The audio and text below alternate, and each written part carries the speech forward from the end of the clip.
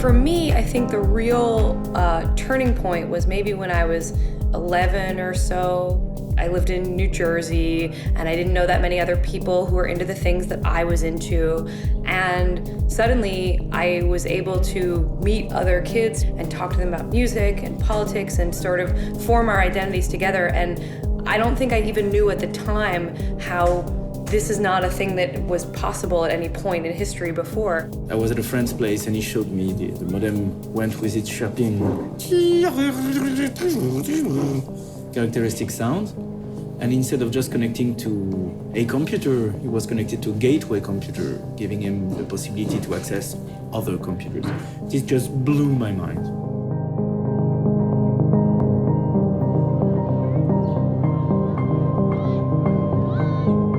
The simple fact that they could have, forums or blog discussions with people across the world, thought that it was really magic. I think what you're seeing now is both, different levels, both from the governments and the companies, but also from the individual users, a growing awareness that, it may be not such a free space after all.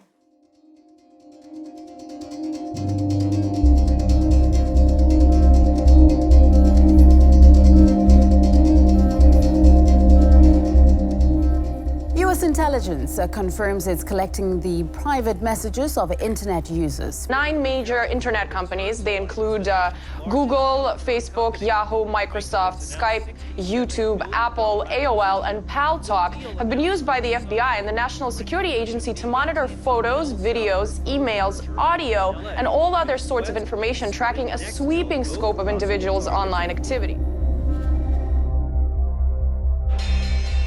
After the first dot-com bust, some of the internet companies then there'd been this promise that the internet would be the kind of new economy, and they had thought that people subscribing to services would actually be the way they would make money. But as we found out, nobody was willing to do that, and people really wanted to visit websites and have services online for free.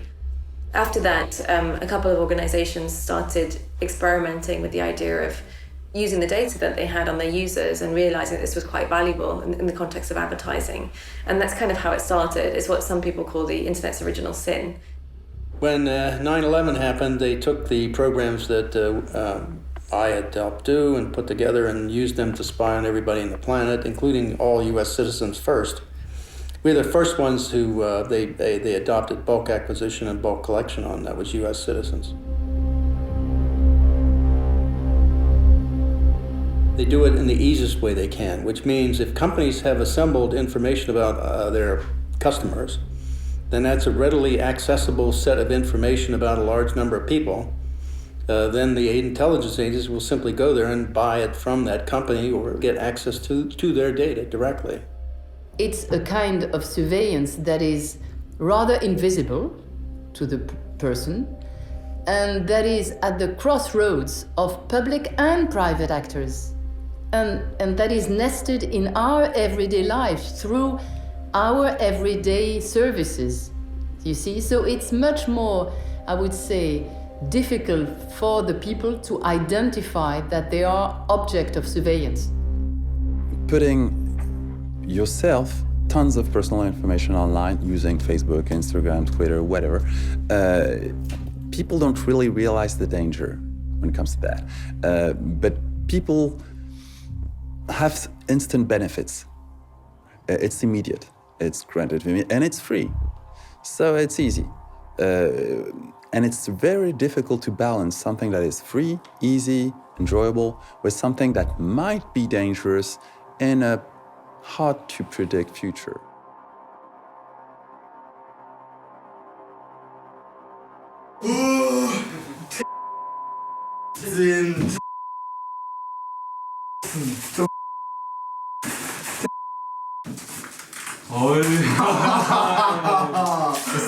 Hast du surfen oder was? Ja, boah. Willst du ja mal zusammen gucken? Wisst ihr, das hat gefällt da. Oh.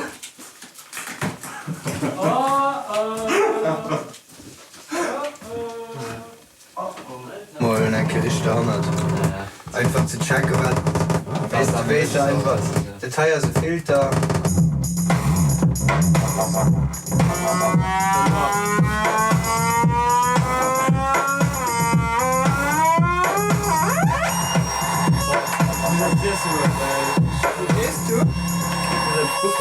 Weil schon um 6, halb 7 im Keller sind.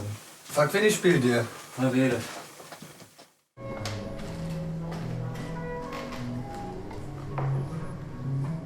Gordon hat, weil der Regie gemacht hat in Leipzig, wie man da vorgeht, weil die haben irgendwie nicht mehr viel Geld über und sollen irgendwie dabei haben. Und das wird wahrscheinlich irgendwie so eine Vertragssache.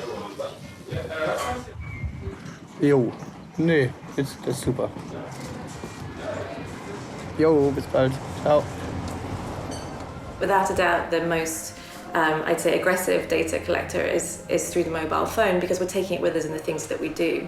And when this acts kind of like a tracking device, we're leaving data traces that not only indicate things like services that we're accessing, but also where we're going and what our behaviors and patterns are.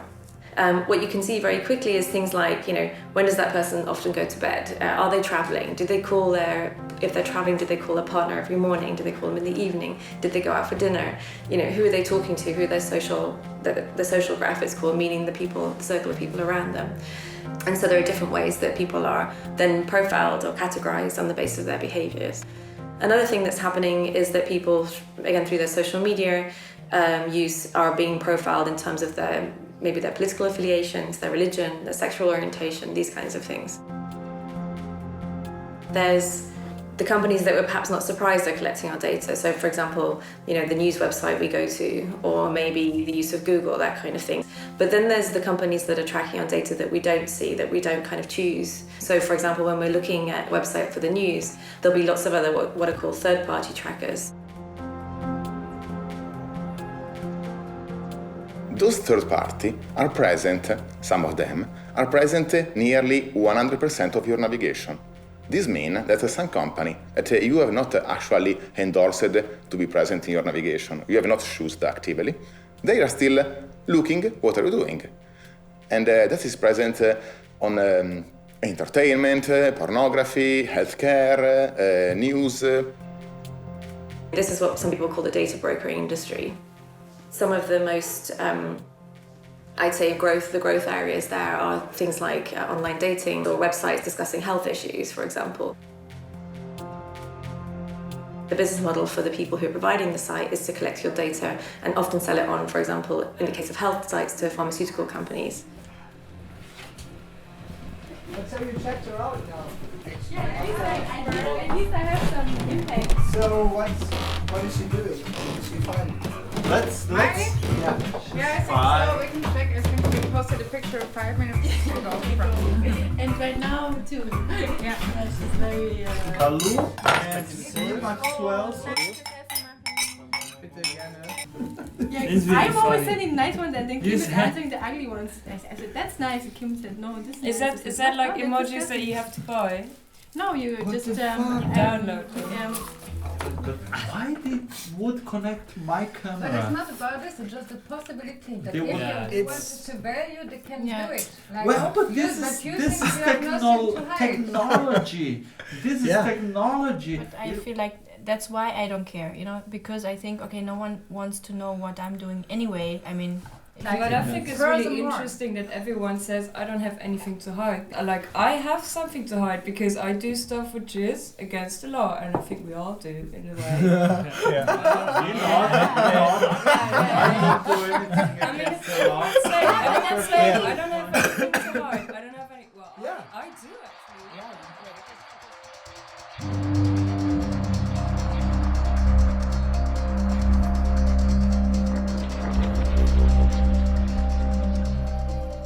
I think it's kind of a difficult question. The process people go through in, I think, justifying their use of technology in terms of this business model of, okay, I get this for free, I give over my data, and I have nothing to hide, so why do I care?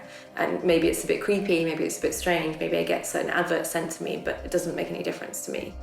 And I think that means that for people like us who try to argue something different, that we should care about these things, it's quite hard to break that barrier.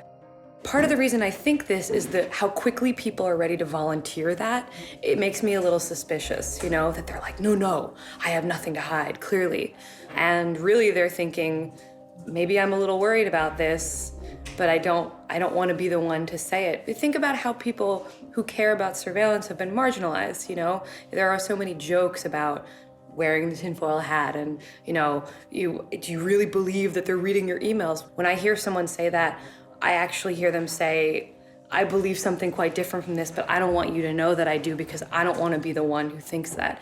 And the other problem with the nothing to fear, nothing to hide debate is that all of us do have something to hide. You know, every single adult has probably committed a criminal offence in their life. It might be something quite minor, like stealing from work, or traffic violations, but there are many activities that are criminal but not necessarily deviant. You know, the criminological literature will tell you that a lot of people offend consistently, you know, and it's in, you know, the percentage of like 60% or more people will regularly commit offences. These might be minor offences. So lots of us have something to hide in that respect. If you say you have nothing to fear because you have nothing to hide, so be happy, not worry, I say, okay, fine, turn over the keys to your car, your house, all of your passwords, all of your accounts, medical records, everything.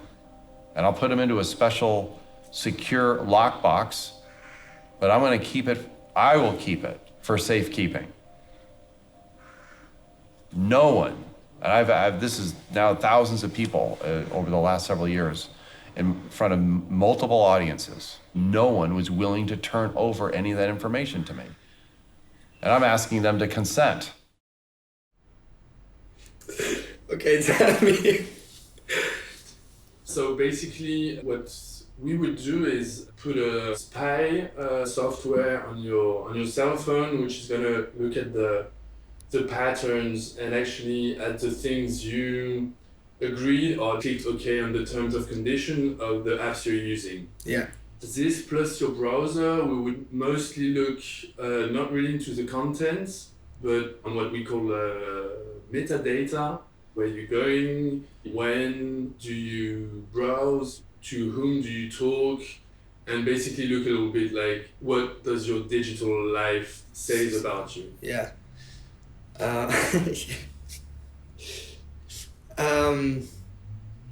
Is it like my computer and my cell phone? Yes. Tracked? Yes. Okay. You know a bit how I am, and I don't really give a shit. So, because that's what I always think, what everyone tells you, that I still think that I have not that much to hide, but, you know, you will see maybe. In a few years, there will be some serious drawbacks coming. For example, if you take the insurance industry, Facebook just released an algorithm that is able to give you some rating, some sort of credit rating, which is kind of weird when you think about it, but totally normal in terms of big data. Facebook is totally able to predict if you will pay back your loan or not. There's usually a point at which people do care, and I think that's the question of what do they care about? So do they care because they know that the tax inspector is now using these technologies to track people? Do they care because they've got a family member who has a history of mental health issues? Do they care because they themselves don't want to be given a different, deal in terms of, now very high health insurance costs because of their lifestyle, this kind of thing? Credit rating is totally predictable. It will happen. In a few years, your personal information, the one you're willingly putting online, on Facebook, Twitter, all this thing, will give you credit rating. And if you end up with a bad credit rating, well, you ask for it. You were the one thinking that you had nothing to hide. I like to speak about intimacy. And if fundamental rights seem like something remote, something you may not want to care about because, you have to fill your fridge, you have to pay the rent, you have to wipe the baby's ass and whatnot, then an intimacy is not what you're willing to give up. You understand what it means. Intimacy is those spaces where you are truly yourself, either alone or with people you decide to share this intimacy with. Intimacy is when you're naked, either as a metaphor or really. It's when you can experiment with yourself, you can experiment with new ideas, with new concepts, with new practices, without being judged by your peers. If you're in the middle of a crowd of 100 people and take a guitar and think, what would it do if I played like this, cling, clong, clong? You would never do it. If you're alone in your bedroom with that guitar, you do the cling, clang, clong, and maybe it sounds like shit. And you try again, and again, and again, and again, and again. And maybe after 1,000 times, you'll feel ready to have another person listen to it. And maybe after 10,000 times, you'll feel ready to have 100 people listen to it.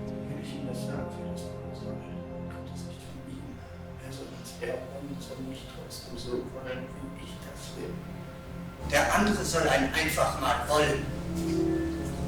Aber von sich aus soll der wollen. Ja, von sich aus soll der das wollen, aber so wie ich das will. It's because you have an opportunity in your intimacy to experiment without being judged. That you can make mistakes with no cost. It's because of that you can develop your personality. This is what we're being robbed. People don't really think of these things. I think also they don't realize that their situation may someday change. You know, today you might feel like you're not a very political person or your life is not very exciting. But what happens if suddenly, you know, let's say you live in a rural part of the world and an oil company wants to put a pipeline through your land or something, that now suddenly you do have some things to hide. You do have an adversary. Arguing that you don't care about privacy because you have nothing to hide is no different than saying that you don't care about freedom of speech because you have nothing to say. But the bottom line here is, even if you're not using a given right at this precise moment, other people do. Saying that you don't care about a right because you're not using it personally is the most antisocial thing you can possibly say. What it's saying is that I don't care about other people. Now, particularly if this is being said by someone who occupies a position of privilege. You know, if you're a rich, old, white guy sitting on the very top of society, you don't care what the laws are, you don't care what the rights are, because society is ordered to protect your interest. It's the minorities who always face the greatest risk.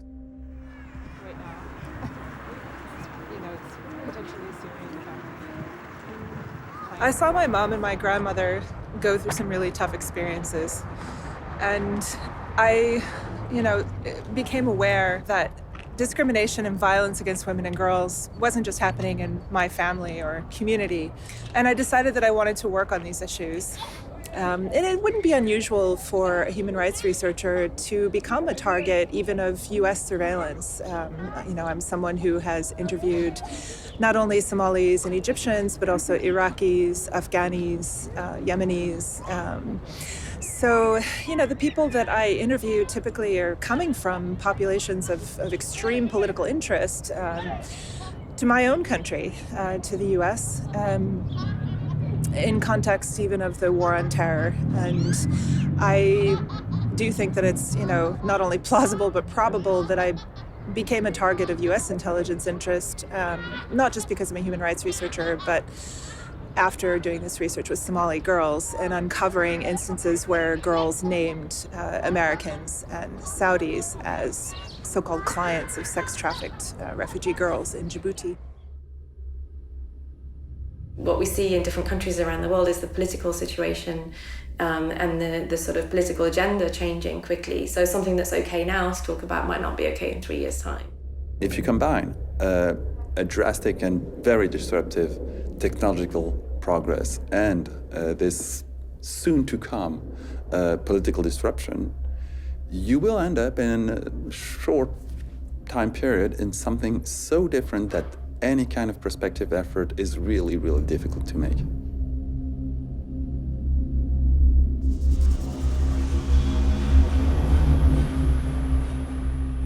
So I'm gonna plug in the USB stick and we can have a look at what data we have. Mm-hmm. So we have different... X, all logs. Exactly. So all logs, that's data from his iPhone. And from the MacBook. And from the MacBook. And from the MacBook, we have his browser history, so from his laptop. And from the iPhone, we have lots of different data sources.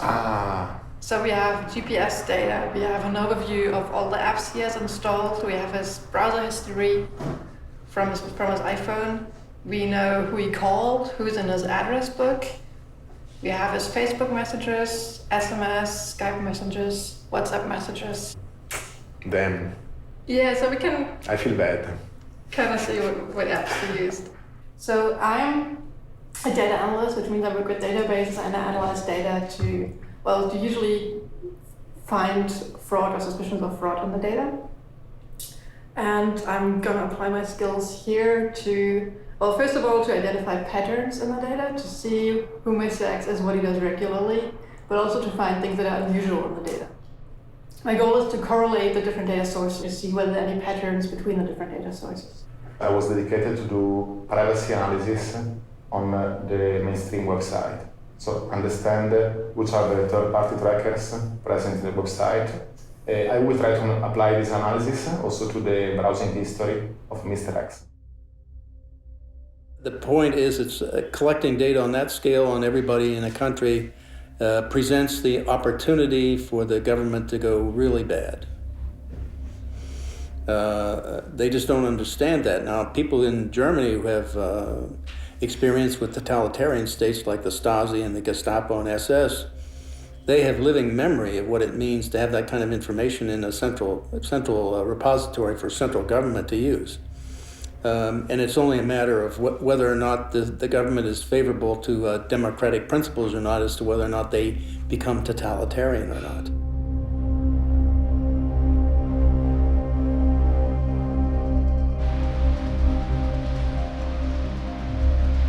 Mein Plan war, mit der Demonstration mitzulaufen bis zum Ende, dort wo das Politbüro auf einer Tribüne stand. Auf meinem Transparent stand der Satz: Jeder Bürger der DDR hat das Recht, seine Meinung frei und öffentlich zu äußern.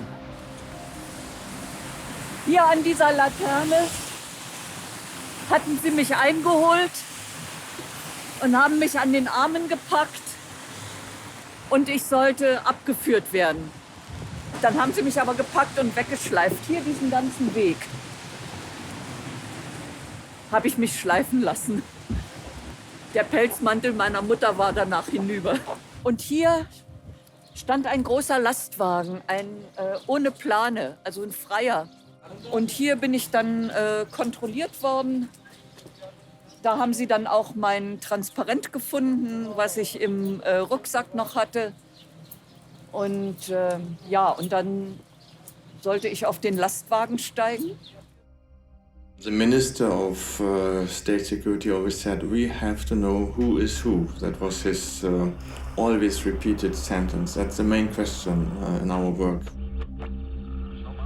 I spent many, many years listening in on East German communications. And so the motto was to know everything. And at NSA, the mantra under Keith Alexander, director of NSA, Keith Alexander, was to collect it all. Well, part of what's to me is collect it all to know it all. And if you know it all, then guess what? Who is who? That means who is thinking what. This was very important because the Stasi wanted to influence people and to stop political activities before they started.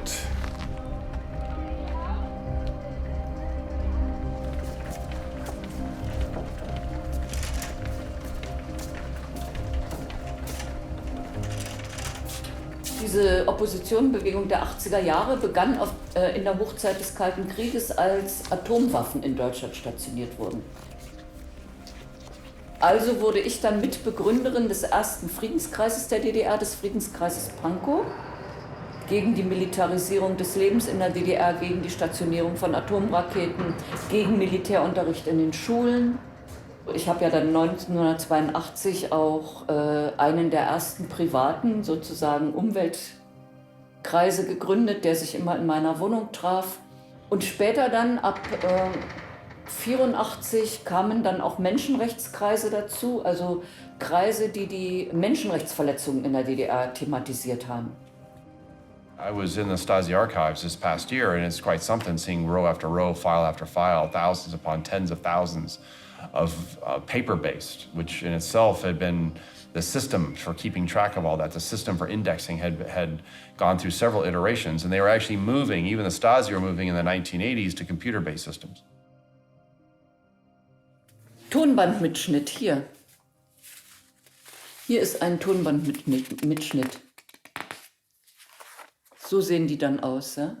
Da ist bei einer Veranstaltung heimlich ein Tonband mitgelaufen von der Staatssicherheit. Und die Staatssicherheit hat dann dieses Tonband abgehört und hat aufgeschrieben, was ich auf dieser Veranstaltung gesagt habe. Es gab aber auch Abhörprotokolle vom Telefon, weil ich für die Stasi wichtig genug war, meine Anrufe abzuhören. Also das ist hier ein Maßnahmeplan der Staatssicherheit, Plan zur Zersetzung zum OV-Virus. Virus ist der Name meiner Akte. Operativvorgang Virus. Mit dem Ziel, den Einfluss, die Aktivitäten und die Teilnehmerzahlen des Friedenskreises Pankow zurückzudrängen und die führenden Personen des Friedenskreises zu verunsichern, werden folgende Maßnahmen der Zersetzung vorzuschlagen.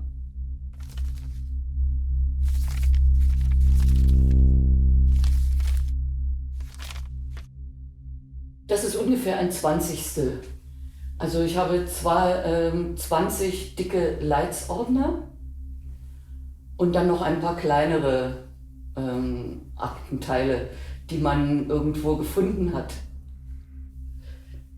Ich hatte ja insgesamt 49 inoffizielle Mitarbeiter, die über mich berichtet haben.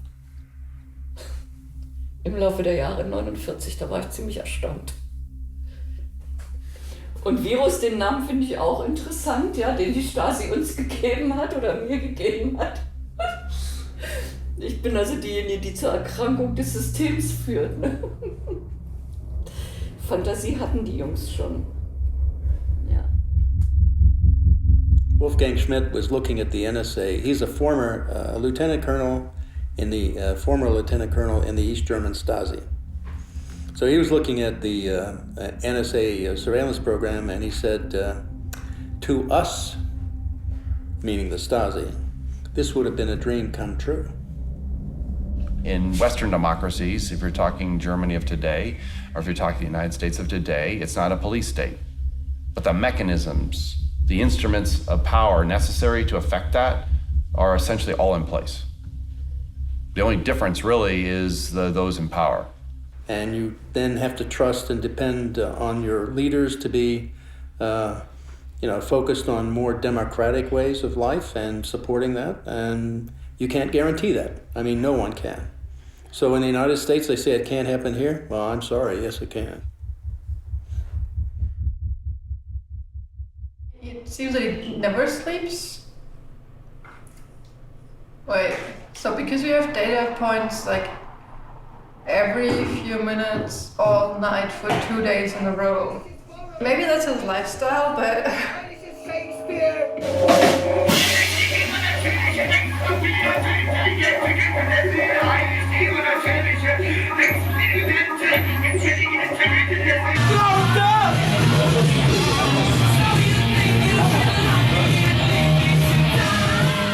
Here, for example, last data point is at midnight, and then we have another one at 11 in the morning. So that would make sense. So maybe it was really just that he didn't sleep for 2 days in the beginning. And then also recovered with 11 hours of sleep.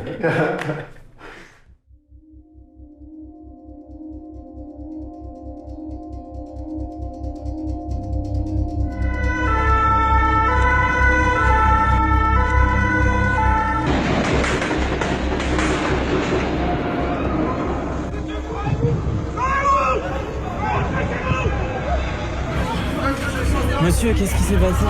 Il y a eu un attentat.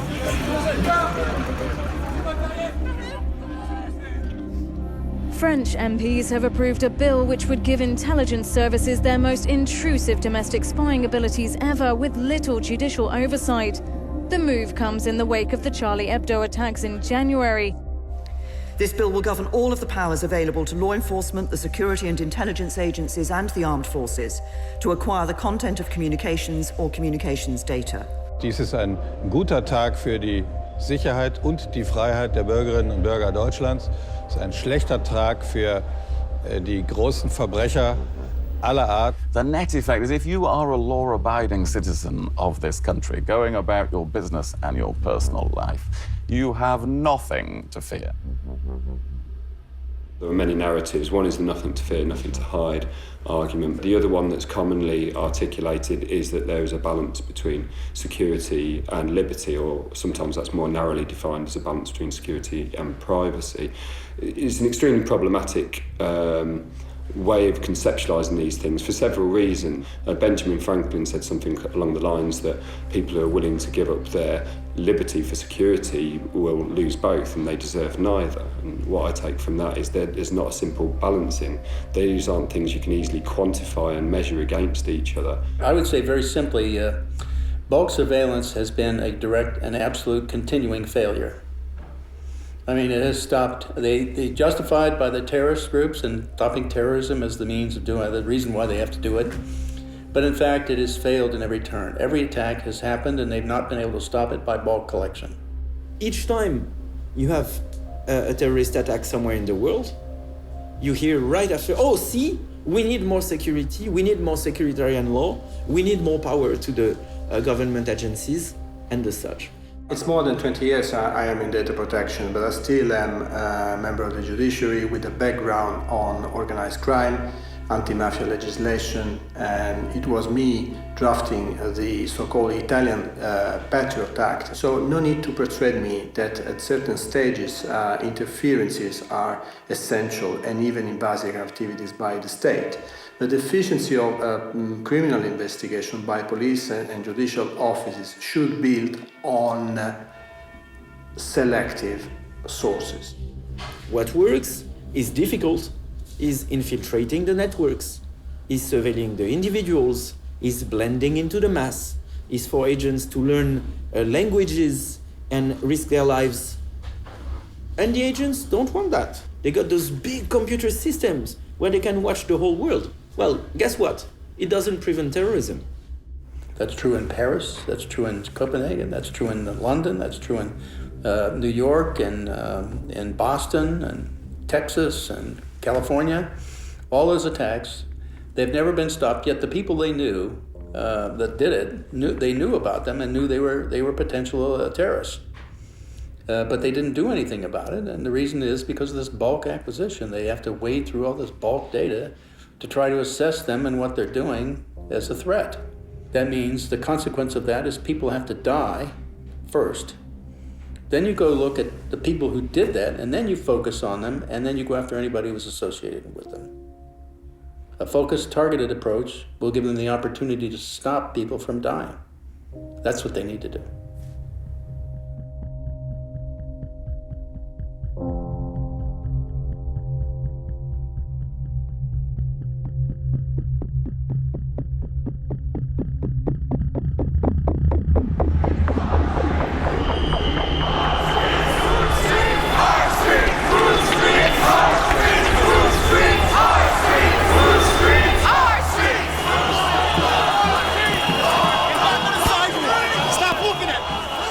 The documents that we got show an enormous depth and breadth to the level of surveillance against the Occupy movement. The FBI is using domestic terrorism authority to go after the Occupy movement and collect information on people and on a movement that they acknowledge throughout the materials is a peaceful, nonviolent movement. Anybody and anybody associated with them were surveilled, which meant they had carte blanche. Treat them as a threat, and simply in league with the government and others to find out everything there was to know about them. Remember, Occupy Wall Street, interestingly enough, did end up resulting. People were on the streets facing police. Right? Meanwhile, there's all the hidden side of that. And with cameras that can now do facial detection from many hundreds of meters away. scanning crowds, right? And incorporating that all into databases just based on a few select points.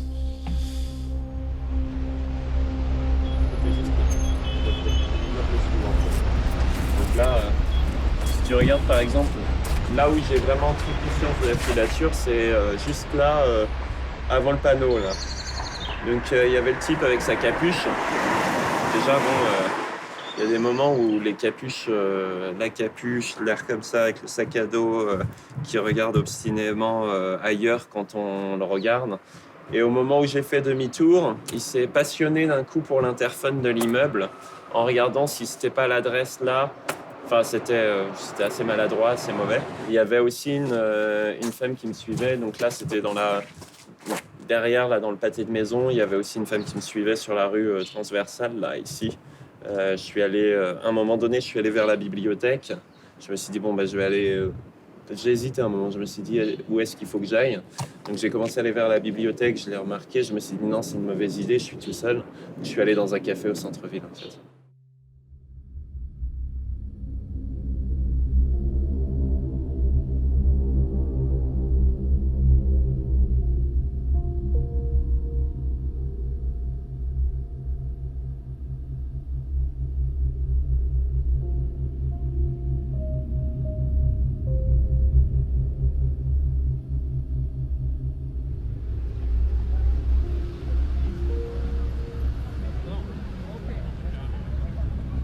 Moi j'étais investi depuis plusieurs mois sur les processus d'organisation de la COP21. Donc en gros c'était toutes les questions logistiques et moi j'étais un peu dans la commission juridique de soutien aux manifestants. Donc c'est des dispositifs quand il y a des grandes manifestations qui sont mis en place pour faire le suivi juridique des manifestants en fait. À partir du 13 novembre et la déclaration de l'état d'urgence, nous, notre premier réflexe a été, 1, de se dire, ça va être vraiment très compliqué, la COP21. 2, de se dire, mince, qu'est-ce qu'ils vont pouvoir utiliser contre les militants? Parce que déjà, le 20 novembre, on s'est posé la question très sérieusement de quel dispositif, et on s'est plongé tout de suite dans la loi d'état d'urgence pour savoir quel dispositif pouvait être utilisé dans le cadre de l'état d'urgence contre les mobilisations de la COP21. Et l'histoire nous a donné raison.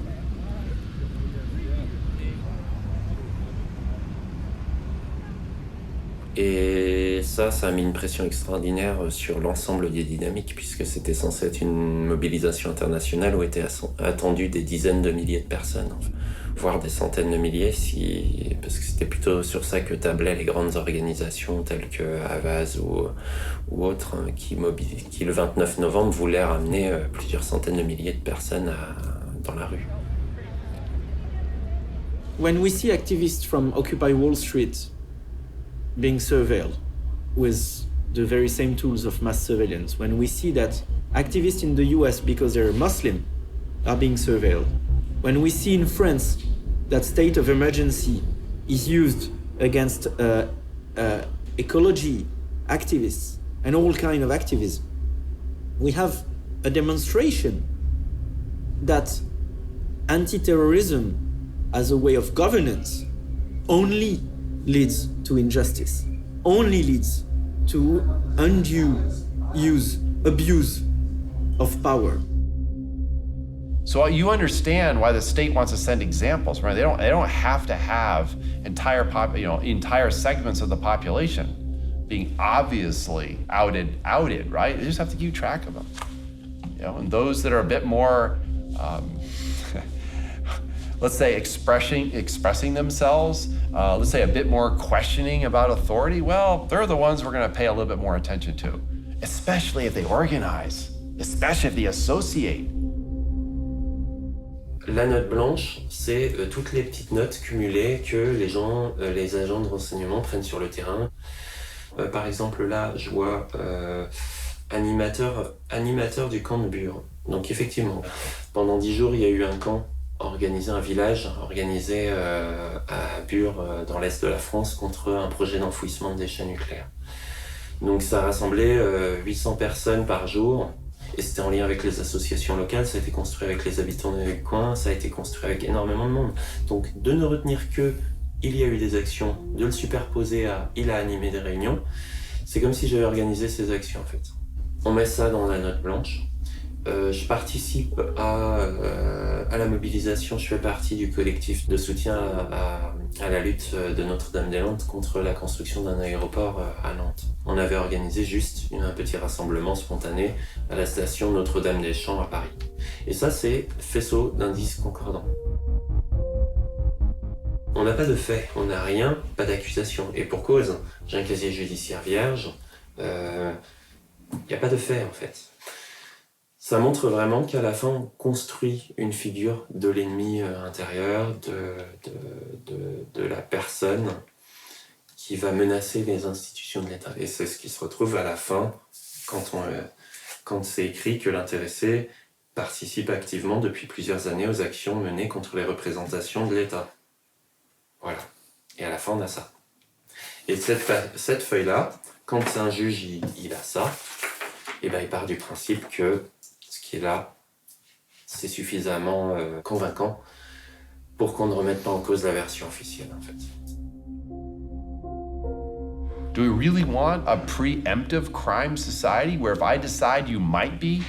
I mean, this is what's happening. This is where if you get this much information, the temptation of a secret power to abuse it, where you turn your own people inside out because you have the power to do so. And that is pathological. This is a pathological condition.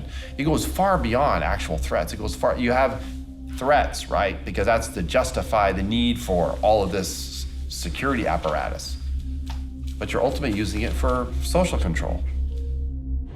I think any state which does surveillance is essentially to make sure the state power will not be endangered by the people. They want to keep the power.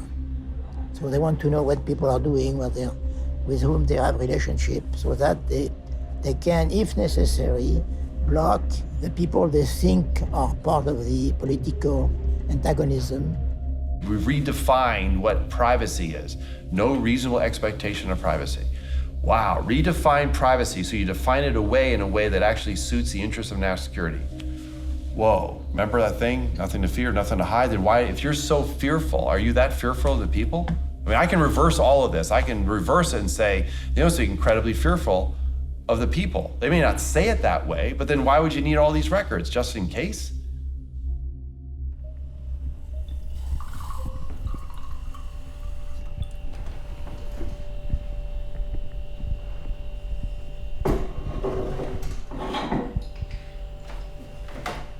Ich bin persönlich von Überwachung betroffen gewesen, weil mein Freund André Holm seit 2006 beschuldigt wurde, Terrorist zu sein.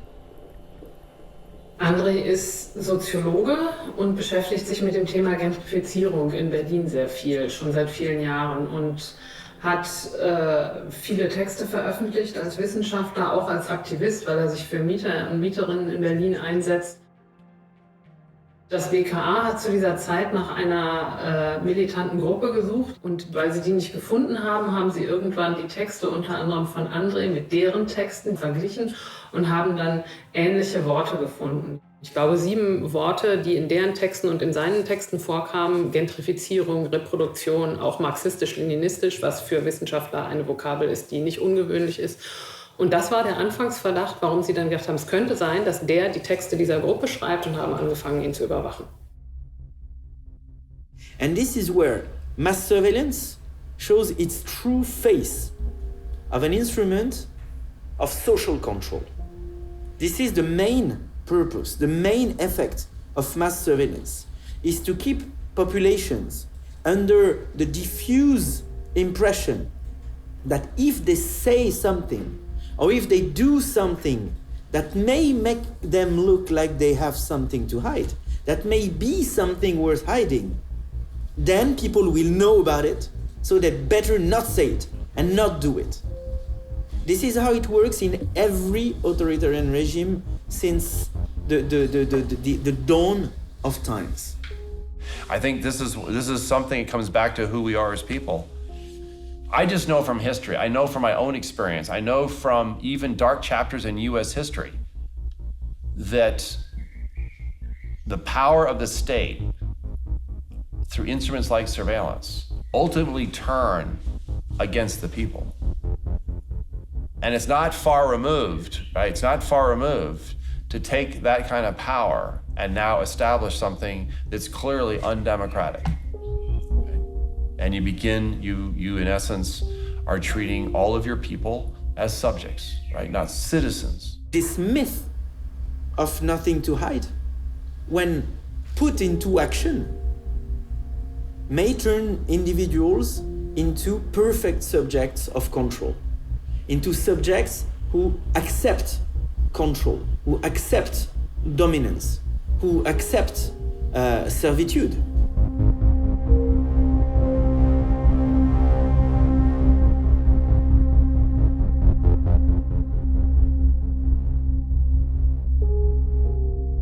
You remember, even in 1984, I mean, that's a novel that has become very real for me. Or even in Brave New World, which is another way of looking at this, okay? Sort of the bread and circuses routine, right? Here's the problem. If I say I have nothing to hide, I'm gonna come back to that because I have people in my network right now that will actually say that knowing full well what they say. Then where does it end? Because if you say in terms of electronic communications, I have no reasonable expectation of privacy, then where do I have an expectation of privacy?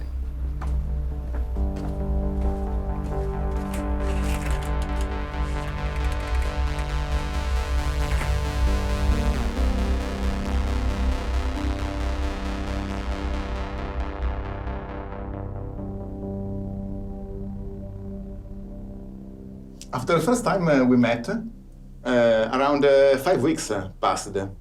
And in this time, we perform a sort of unprofessional stalking of a subject we call Mr. X. So we only looked at the metadata. That meant we didn't touch the content of your Facebook messages and so on. We only considered data about data. Mm-hmm. So for example, if you talk on the phone, metadata is how long does a call last, who's calling, whom. And the reason we only looked at metadata is because that's really what governments admit to doing in terms of surveillance. And people think it's not that bad, it's just metadata. It's not actually the content of my email, it's just who I send it to that can't be that bad. But the thing is, of course, if you correlate data, you have metadata from different sources, you get a storyline, and maybe the content isn't even that important anymore. So at the beginning, we just start to address where the subject moves, to figure it out in the space where you are. This is, for example, the first week, no? Between the 23 and 27 of March. And we see that you spend some time in Berlin and then in Hamburg. In the third week, we saw that you were basically in Berlin only, and we are seeing a different visualization. It's called the cluster, and this permits us to see which is the location where you are more often. That is necessary to understand you are living in this street, Wartstrasse, near Tempelhof. In the fourth week, we are seeing a different visualization. Most of the time you were in Berlin. Sometimes in the northeast to do sport. Sometimes when you are running around the Tempelhof airport. But most of the time you see the color, the darker color show where you were more frequently. So your place, the bar is in front of your house, and some friend of you near Gorlitzer Park. In the last week, we see in fact that you went in Leipzig again, and also you move in Luxembourg, where you when we discovered that you are in fact born. Analyzing the URL you are connecting, we saw at first who you are and which is your Facebook profile, and then we find another secondary event. What has attracted me was this spike. This is the most high-frequency usage of web you have done during this month. Why, I wonder? That was the point. 27 to 28 of March, has get aired one episode in which you were performing in Tatort. The reason of the spike of the navigation is that you were quite concerned on the critics and the reaction of the person. So mostly you are checking if everything went good, if your performance has been appreciated by the audience. A spike of Facebook message appears of persons that normally don't talk with you. So probably they were just telling, congratulations, I saw you, well done, Max. And this is the same kind of anomaly that happened during the birthday. When persons that normally are not in touch with you, but for that day, they arrive. We saw that you were quite active all the night, until 6 a.m. at least, maybe with a couple of hours of stop. Another way to see anyway the metadata is just to synthesize and take some very peculiar moment of the day. For example, where you were between the 4 a.m. and the 5 a.m. So, where did you see last night? Mostly we see that are 2 days where you are in the towers. And if we unzoom the map at European level, we saw clearly the Hamburg and Leipzig, where you were for a couple of special events. Okay, so here's a quick overview of the data that we collected from you. You can see that it varies per day. We get a lot of location coordinates. So we did an analysis of what domains or what websites you visit when you surf the web. And that huge blue bar on the left that you see there is Facebook. So a lot of your web activity is concentrated there. You also go to some other websites, like you research travel, you Google some things, of course. You order food, you watch a lot of online videos, you watch some porn, you're interested in synthesizers, but still Facebook is like the thing for you. What's always really interesting is to look at people's Google searches, because usually you can learn quite a lot about what goes on in people's minds by looking at their Google searches. You did 83 Google searches in 1 month, and that seemed like not a lot to me. No. I did some research. I found that the average person apparently does 150 a month. Really? That's not much of Google searches, though. No. That's funny, yeah. Just to know, all the websites you navigated, for the 72% of the time, they include Facebook. What does it mean? When you are connecting yourself to a website, you feel that you are just doing a connection to a single host, and only one entity, one organization knows about your activity. In fact, there are other third party. There are many, at least between 5 to 20, depends on the kind of website. But in this case, the two most frequent are normally Facebook and Google. And Facebook was clearly aware of what you were doing, also if you were not in Facebook. We made this analysis mostly by hand because it's not our job. Once we've developed this tool, means that the next person, we have the data, we can create the same kind of output. So we have to think that most of the time the enemy, that can be a government or a corporate surveillance, when they develop the tool, that is for one person or for 1 billion is the same. I mean, I give you an example, my own example. I keep saying, what is it like? It's not a very good feeling when you get up every morning knowing that your own government is tracking you. They told me later, we knew everywhere. We knew when you got up, we knew when you left the house. We knew which vehicles you used, where you stopped, where you shopped. Every electronic communication that they had access to was being monitored on a 24/7 basis, including my phone.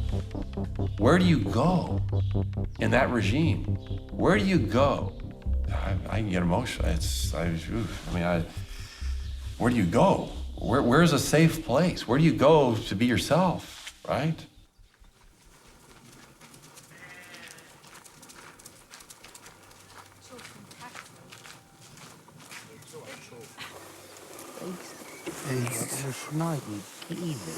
Natuur. Stress is natuur. Maar Allen, du hast du Kopfsprungruf gemacht, übertrieben. Maar ja, maar dat hebben we net wat Guck, van de middag guck de Film. Nee, joh. Was ist du?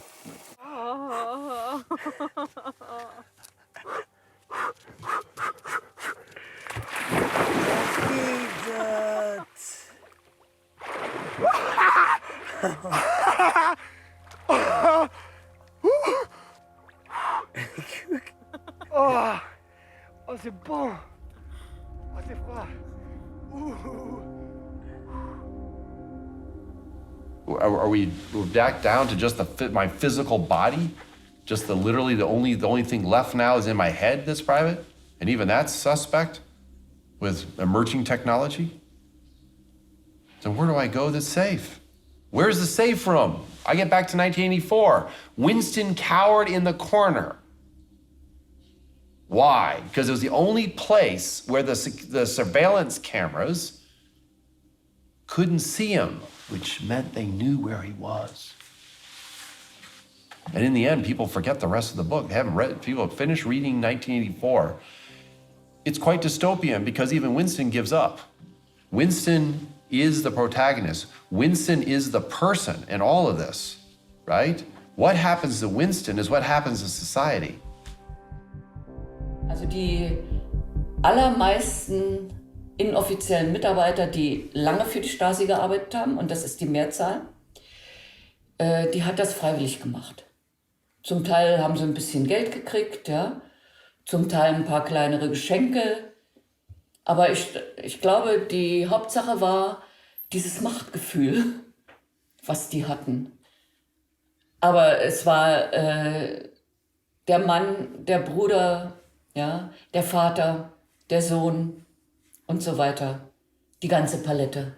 Naja, das hat ja, glaube ich, gesagt. Ja, in meinem Fall war es mein Mann.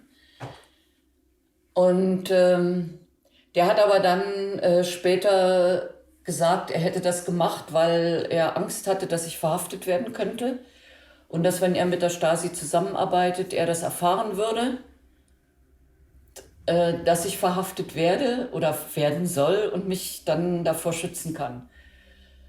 Und ich glaube ihm das auch, weil als ich zu dieser Demonstration gehen wollte, bei der ich dann verhaftet wurde, er hat alles versucht, mich davon abzuhalten, außer zu sagen, du, ich weiß es von meinem Führungsoffizier, dass du verhaftet werden sollst, also bleib hier. Das hat er nicht gemacht, ja.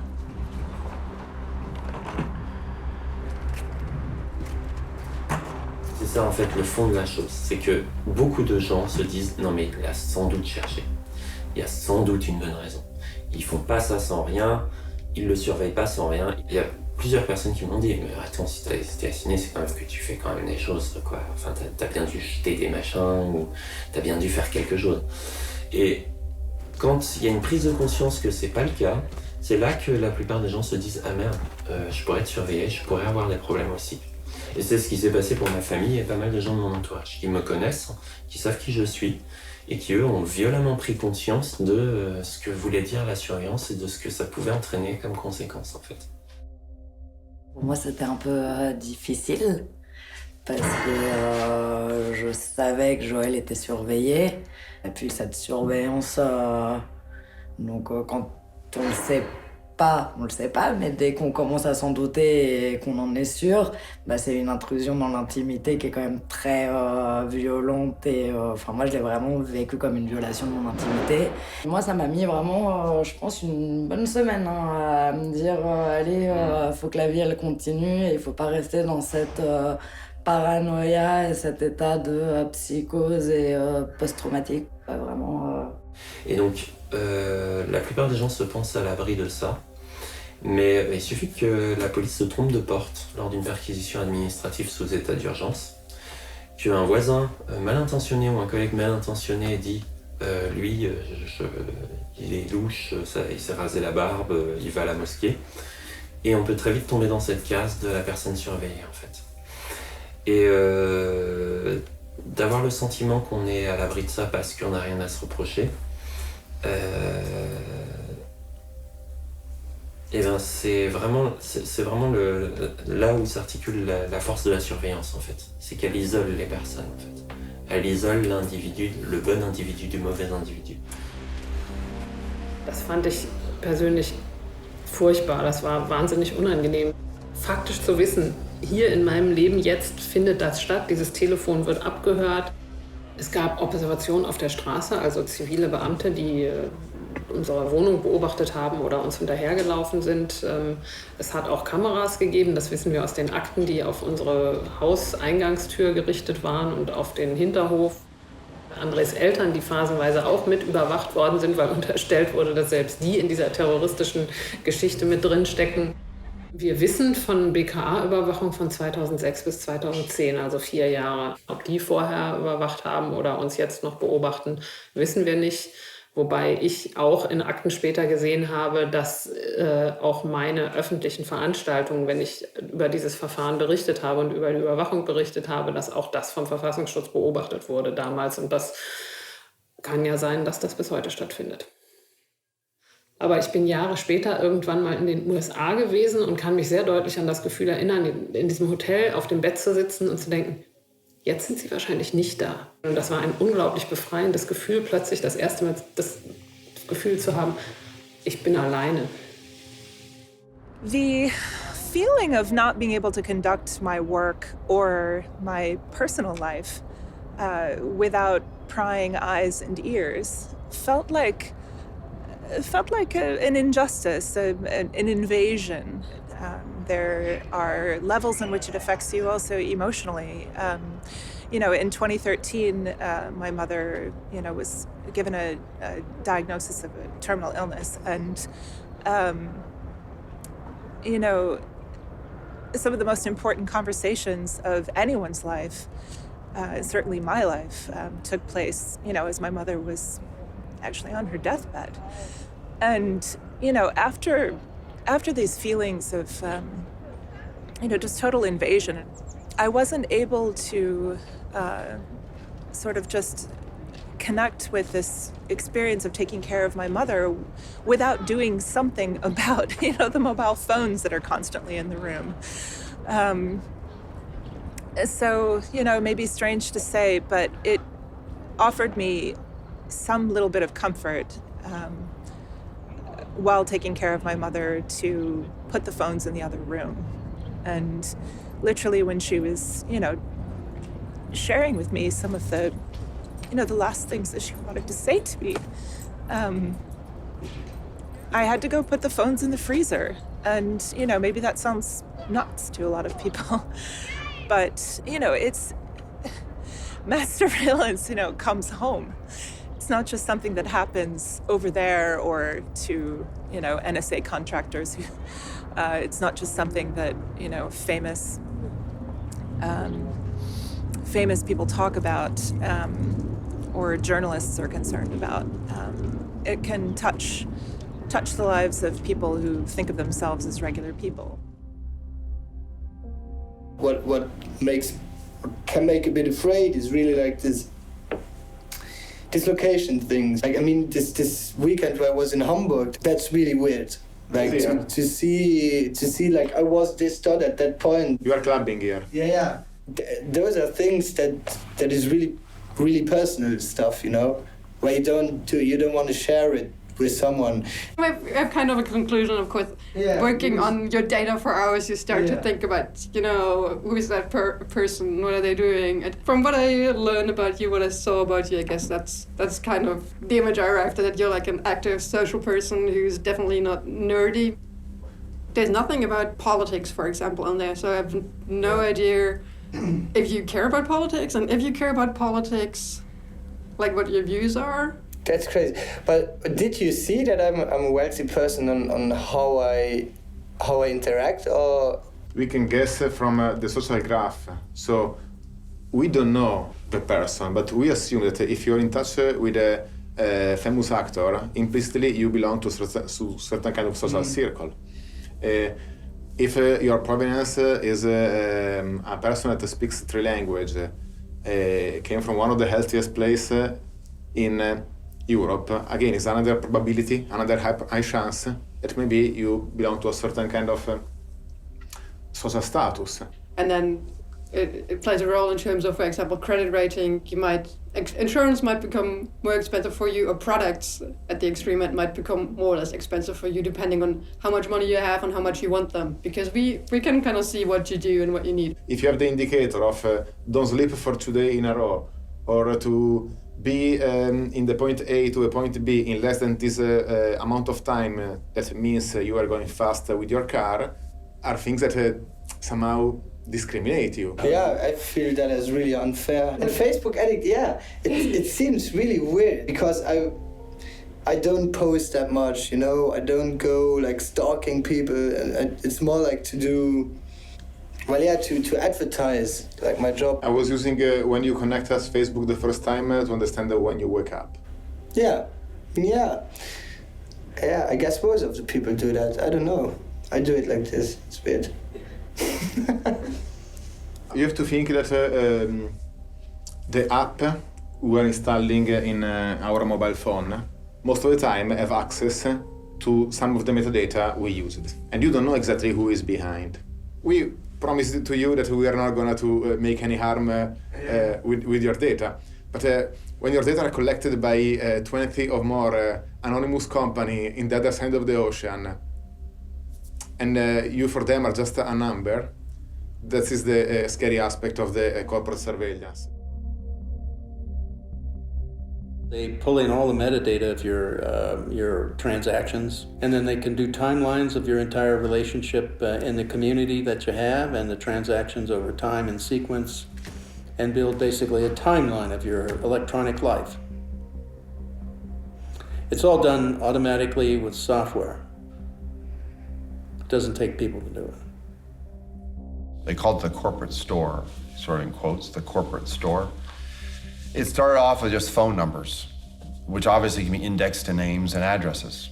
And then it turned into emails, financial information, internet usage. Well, what they're primarily interested in is who are you hanging out with and what are you saying? Who are you spending time with? This is where the metadata actually is quite significant.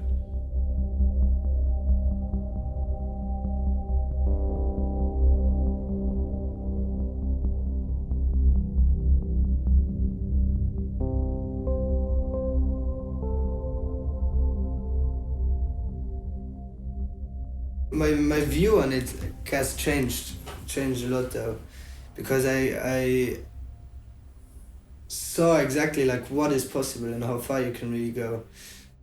It's hard to see it in front of your eyes, like all this stuff, all this data, and that someone talking about you, like that you never met before. Stuff like that. That was really weird. The most shocking for me was to see in the cinema like all these names appearing all over the place, like on my contacts of my phone, of my Facebook, ranked like in different kind of actors, directors, friends, maybe friends, we don't know, maybe lovers, all this. And even they had a weird feeling, because a lot of people came back and were really asking like, oh, how is the surveillance going and the movie and thing, because I guess that was something really, really weird for them to hear from me, that I'm next to them and I get surveilled like the whole time. No, for close friends or whatever. Like they were like, this is pretty. These questions, they came always back, like these questions of, was it really a good idea to do it, and do I really want to show my behavior on my phone or on my internet and everything. And I think it changed a bit maybe my behavior in that time, but I could not say really how. It was just a bit weird that I really saw that there were that less information, considering like Google searches, for example, you know. Those are things that were a bit like, hey, so what did I do actually this months? If you look down through history, I mean, the cases, most recent ones are the Soviet Union and East Germany. If you looked at the surveillance states that they had and how that worked, was people became very sensitive to being watched and monitored, and they were afraid to do anything unique or different that is adventuresome, to take a risk, right? That destroys that sense of the freedom to do that when you're being monitored. And so what that does is it stagnates the society. I mean, the society doesn't advance because there's no creativity and innovation. This is an impact on society that's huge, especially in a free society where we should be able to say what we want to say, especially in a private setting. And that's something that is oftentimes kind of done away with when they ask, what's actually the damage? What's the problem? What's like your direct effect Where's the dead body, in a way, if you don't have privacy? And we oftentimes don't have a dead body, we just have a body that doesn't move too much anymore. If your legend is you have nothing to hide, if you try to make yourself believe you have nothing to hide, then you will speak like if you have nothing to hide. Then there are things you won't say. There are things you won't do. There might be people you won't meet. And this is all we lose collectively as a society.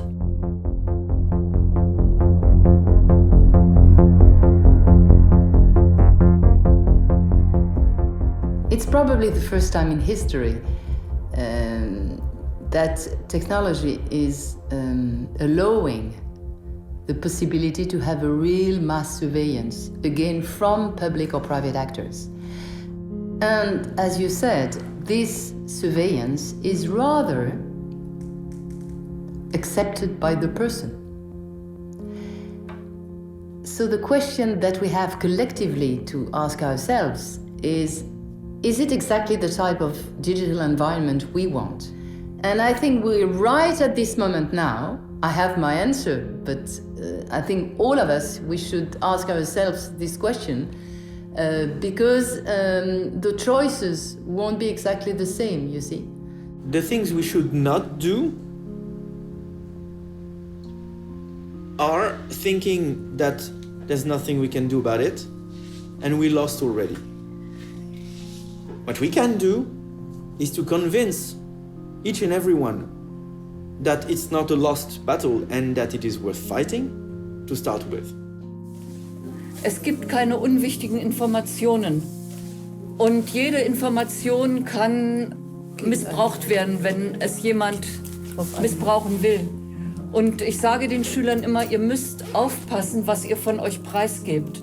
Denn so schön diese neuen Möglichkeiten alle sind, aber die beinhalten auch eine Überwachung der heutigen Menschen, von denen die Stasi nur träumen konnte.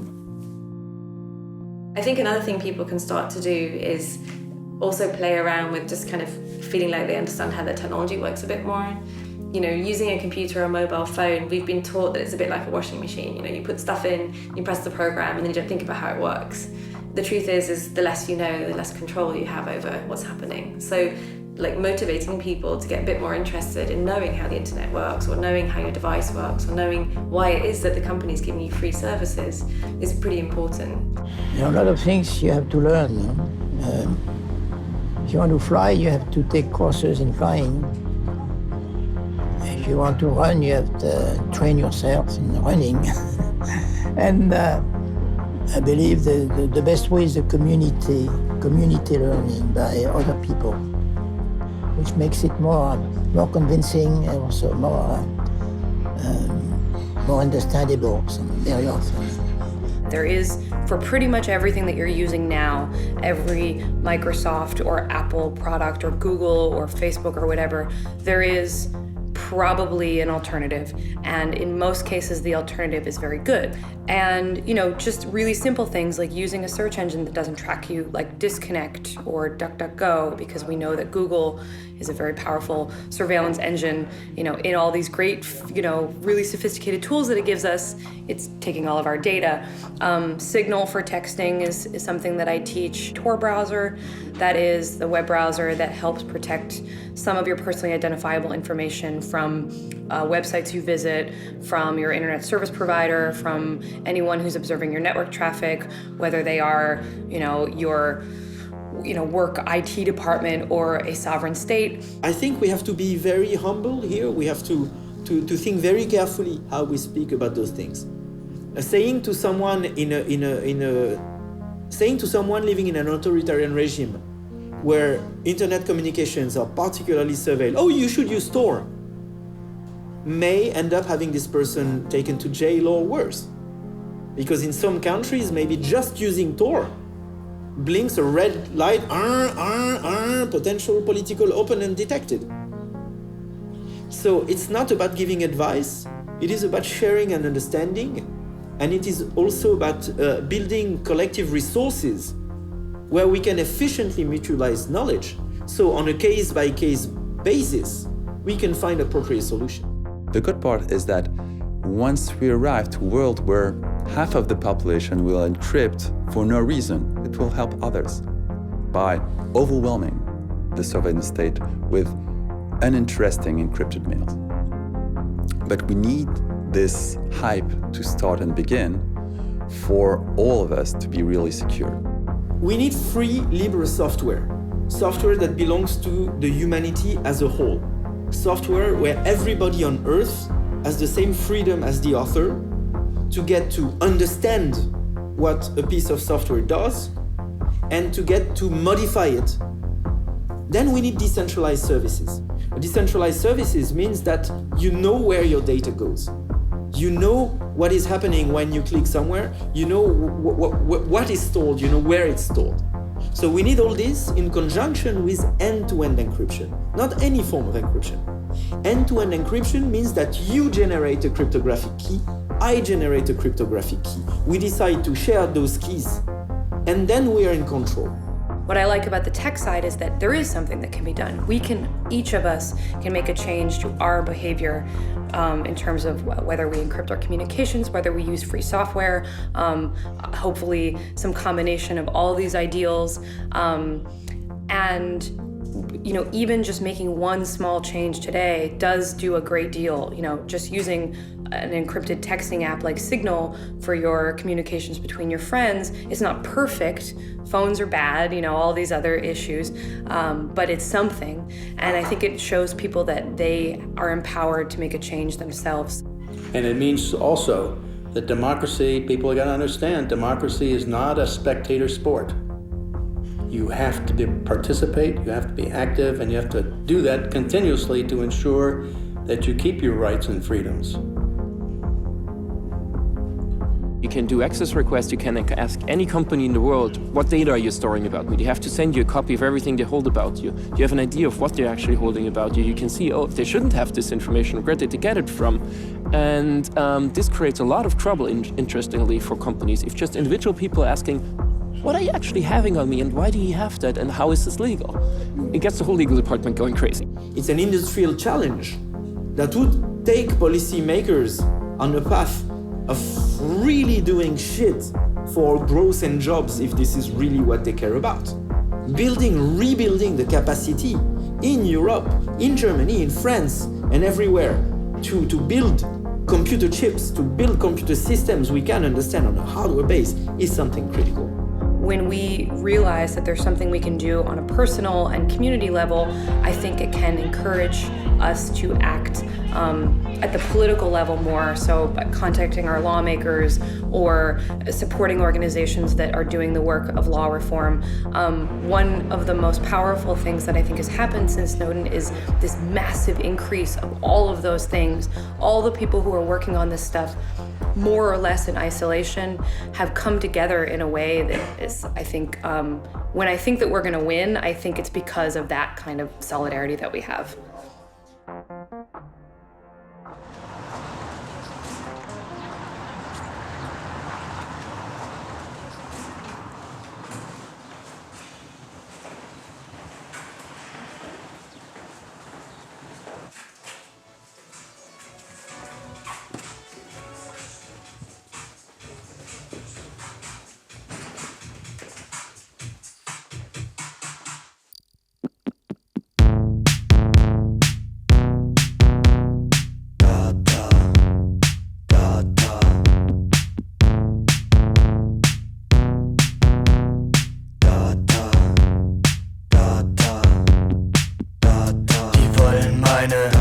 Ich geb denen meine, die klauen meine, sowieso. Die wollen meine, ich geb denen meine, die klauen meine, sowieso. Data ich, Data du, Data ich, Data du, Data ich, Data du, Data wir, Data ihr. Er greift nach dir, der Megadata-Wurm, im Netz versteckt. Metadata-Sturm, er greift nach dir, der Megadata-Wurm, im Netz versteckt. Metadata-Sturm. Data.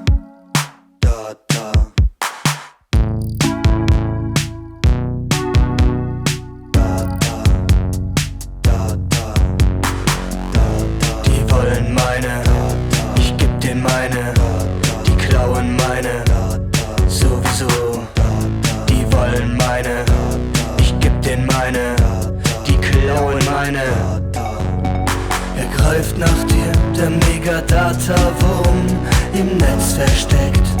Metadata-Sturm, er greift nach dir, der Megadata-Wurm im Netz versteckt. Metadata-Sturm.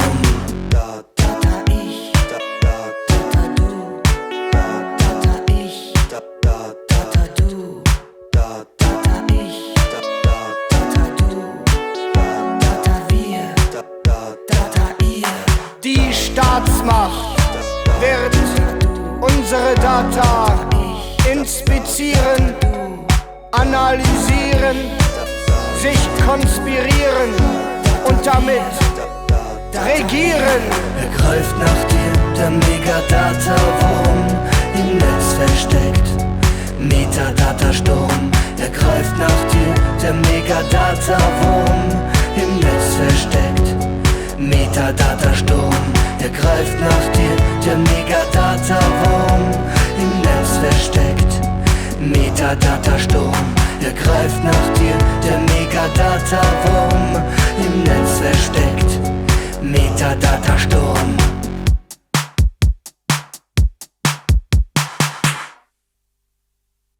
We saw that your mom calls you quite a lot. You're not always very good at picking up when she calls.